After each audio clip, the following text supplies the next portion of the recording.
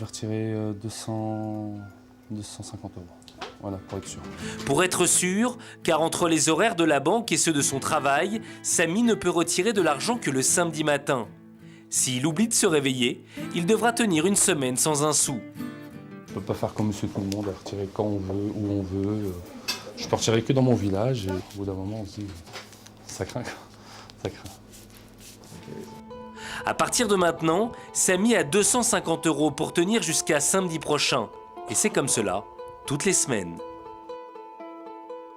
Il y a 3 ans, un homme s'est fait passer pour lui. Et tout a commencé par le simple vol de sa carte d'identité.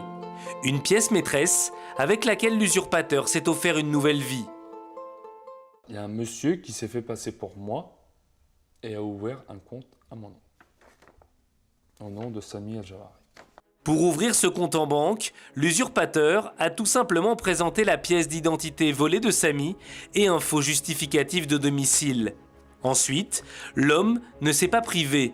Ouverture de crédit à la consommation, voiture louée jamais rendue.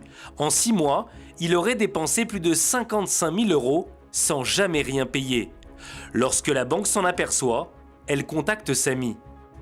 J'ai reçu ce courrier de ma banque qui dit « La Banque de France nous informe d'un incident de paiement vous concernant.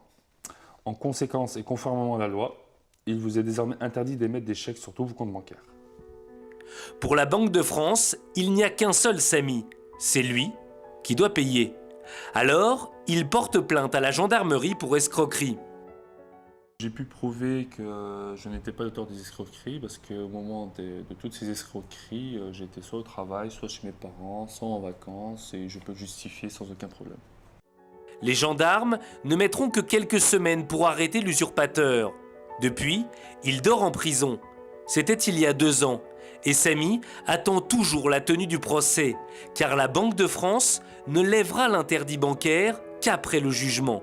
D'ici là, Samy est bloqué. À quand ce procès? À quand ma liberté? À quand pouvoir vivre normalement? Je sais quand ça a commencé, il y a 3 ans. Je ne sais pas quand ça va se terminer. C'est ça le problème. C'est ça le problème.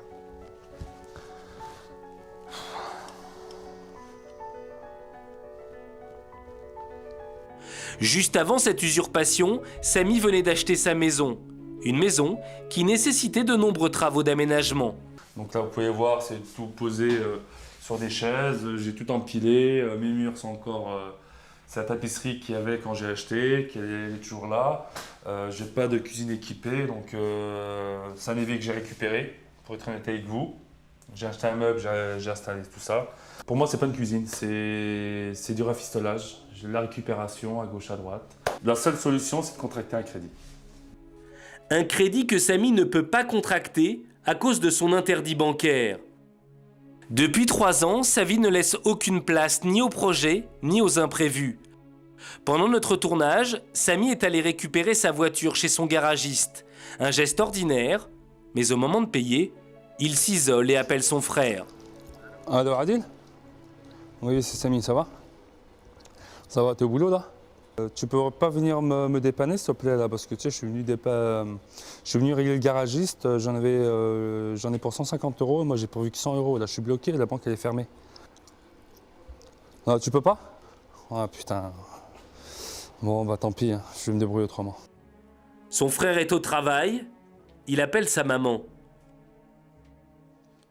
Tu peux venir ou tu veux que je vienne te chercher un chèque, tu peux me dépanner? T'arrives? Bon, bah, je t'attends alors, je t'attends.